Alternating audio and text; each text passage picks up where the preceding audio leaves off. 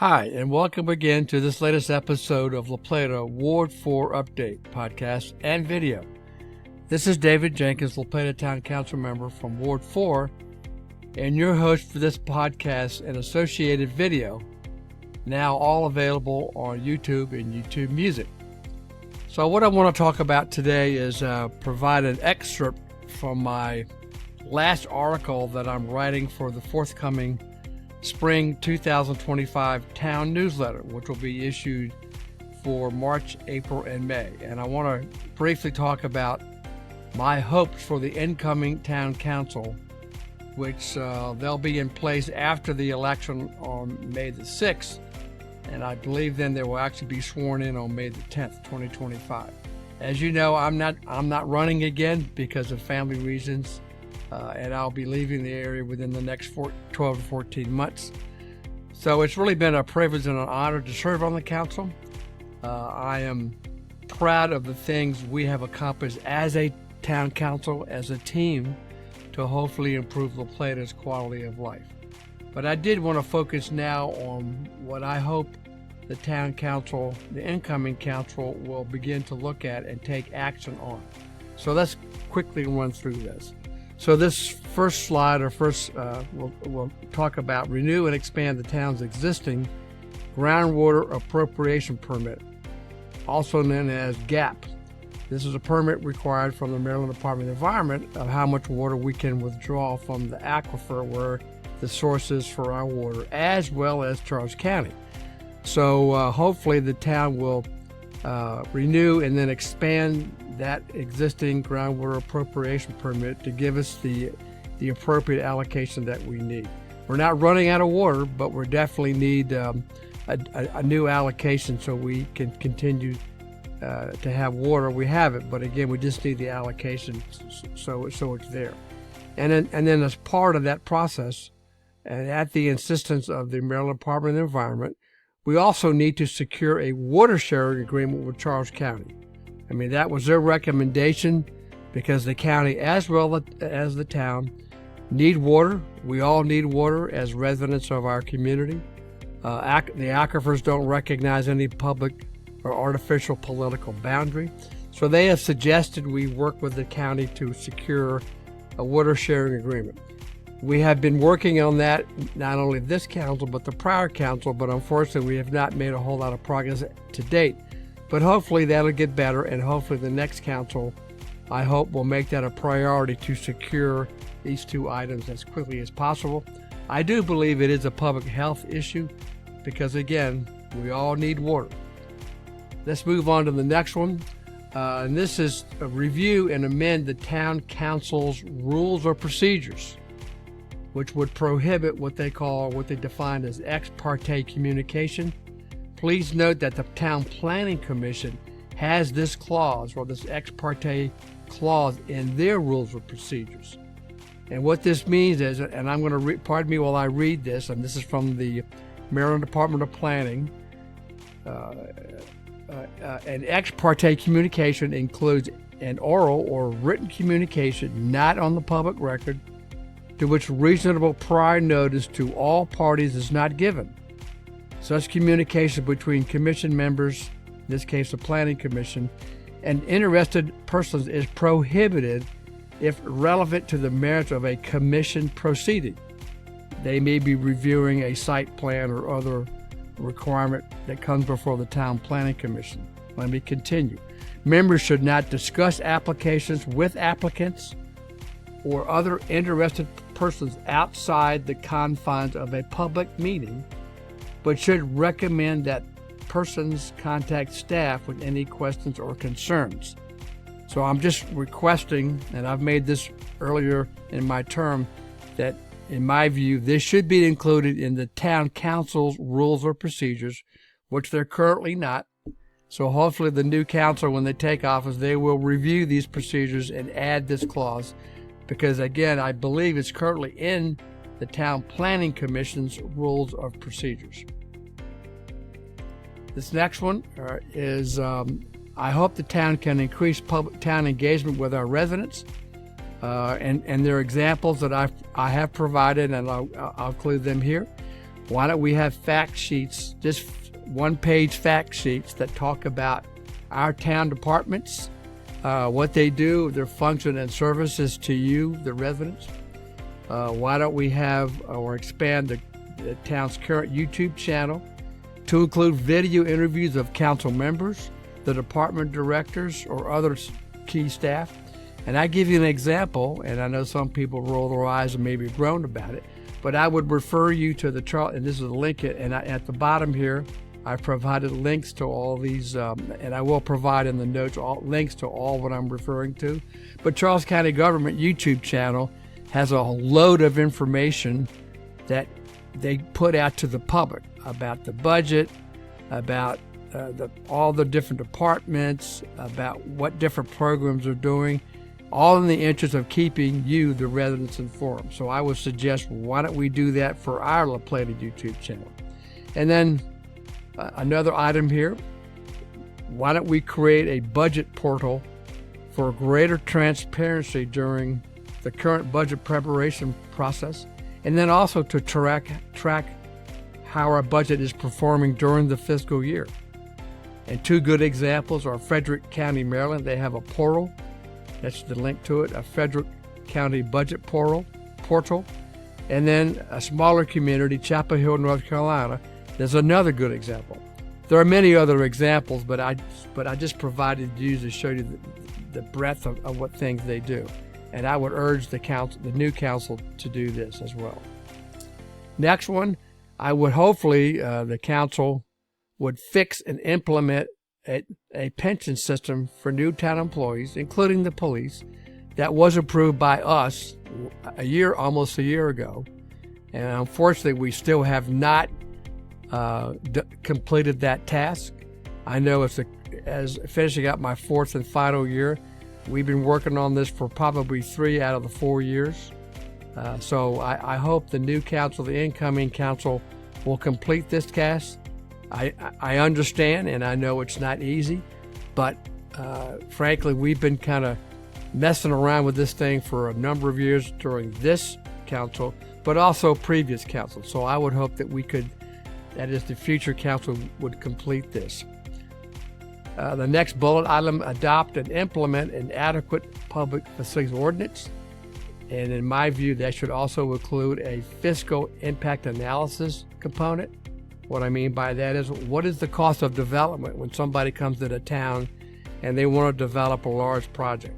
What does it cost the town in services versus what taxes we collect? Because as I said earlier, most residential development doesn't pay for itself. So hopefully the town will move forward and complete the review and adoption of an adequate public facilities ordinance. To their credit, the Planning Commission and planning staff have been working on it, but we haven't reached the point where the town council has an opportunity to weigh in and hopefully then issue it for a public hearing. So hopefully they can get to that during their upcoming term. And then the next item is adopt measures and standards for the implementation of the 2022 Town Strategic Plan goals and objectives. What I mean by that is, we have a great strategic plan, but we have no way to measure those goals and objectives. What have we not accomplished in that 2022 strategic plan? That is the basis for what we should be basing our budget and other documents about. But we have no metrics upon which we can measure that. And in fact, a recent Finance Committee meeting, they talked about that as a way that we can use. We need to measure our progress. And so having specific metrics from our 2022 strategic plan goals and objectives, I believe, is critical. That is not suggested it's easy, but again, we need to take that first step to implement this and take actions for future budgets and future plans. So I hope the incoming council will address that. Then once you have these metrics, you can then develop a dashboard or a scorecard. And I've included an example from the city of Castle Pines, Colorado. There are many other examples. This is just one of many. But they use this to track the town's implementation progress. It's also a way to better educate and better engage and review the residents. So again, I would urge the incoming council to address this issue sooner than later. And then I would hope, and this is not an easy thing either, but I hope that the town would review and perhaps adopt either complete streets or Vision Zero policies, which would hopefully result in a real walkable La Plata, but as important, a safe La Plata. As you probably can realize, this is one of my pet peeves because I'm a former runner, cyclist, and a walker. And so we have a lot of speeders in our neighborhood communities, including the community where I live in Clark's Run. I've almost been hit twice walking in my own neighborhood. So I'm hoping the town can take aggressive action to create conditions for safety, but also walkable communities really does contribute to a really successful community. And then along with that, increase the knowledge of and community participation in the town's safety committee. You probably don't know we have a safety committee in the town, which I believe is the Police Department, Public Works, and the Department of Planning. And again, I'm not sure a lot of folks know about that, but that's another vehicle and another process to reduce speeding and improve safety in our residential neighborhoods. And I would refer you to an example from Monroe County, New York, where they have a community safety team, which is ingrained with their version of a safety committee. And they actively work with local neighborhoods or HOAs to look at ways to implement low-cost programs or pilot programs to increase pedestrian safety and reduce speeding in community neighborhoods. So I would hope the council would consider these actions as well. And that's it for now. I'll probably add more hopes in the future. I have a few more that I didn't post here or I didn't put in my article, but I do have others. But I didn't want to make this like a winding session for me. So I just wanted to be hopefully more positive, and I think hopefully the future council will consider these. And then I'll just begin to close by saying, and I said this before, I will be changing my Facebook page and my podcast page name to become what I call it now entitled Crosswalks, which I want to provide some independent and factual look at planning and development, not only here in La Plata, but in Charles County and Southern Maryland. So I hope this will continue to bring you information from land use and zoning to economic development, housing, transportation, and infrastructure. These are all interconnected. And I hope then to break down and talk about these policies and projects and these critical issues and those decisions that impact our region and our town and our county, and also, frankly, our daily lives. And then I hope and we'll explore the opportunity to maybe do in-person or taped interview with experts so we have some really, really vivid and honest discussions about these issues. And I think this is important because, as you probably know, we have limited local news coverage. So I hope I can at least be one element to fill that information gap and hopefully be able to connect the dots about growth and development affecting Southern Maryland. So look forward to this. Hopefully I'll get this in place by May at the end of my current term, and hopefully we'll bring you more information about how these issues affect the future of our communities. And then finally, my ask again, please vote. The candidates are out there. Here's a link to the candidates on our town's Facebook page on their elections. So there is a primary for Ward 2. So please vote on Monday, March the 17th, 2025 at the Town Hall from noon to 7 p.m. And then the general election is Tuesday, May 6th, but the hours have changed to give you more time to vote from 7 a.m. to 8 p.m. on Tuesday, May the 6th for the general election. So I hope you can please vote. This is your community, and you should have a voice in who you want to represent you. I've been honored to to represent you for 4 years, and so I do appreciate that. And then finally, 2 quick updates. The town council is still moving forward with our town manager selection process.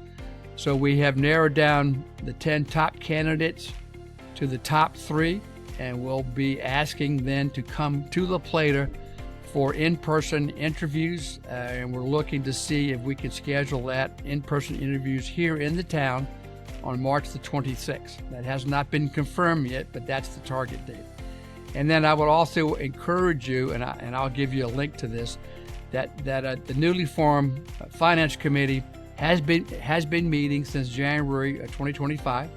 I've had the opportunity to view some of the videos of those meetings, and I'm encouraged because they are very knowledgeable about budgeting and finance. They bring a broad level of experience in financing and financial planning and accounting and budgeting. So I'm very encouraged by that, and they've asked some very great questions about the budget process. So perhaps if you get a chance, you can either look at the agenda or you can look at the tape on our YouTube channel, the town YouTube channel after the meeting, and I'll give you a link to this as well. So again, in closing, thank you for listening for the last 4 years to this podcast, as well as now the videos. I do appreciate that. And again, please email your questions and comments to me at djenkins@townoflaplata.org. Please stay safe, and we're all looking forward to the spring weather. Thank you.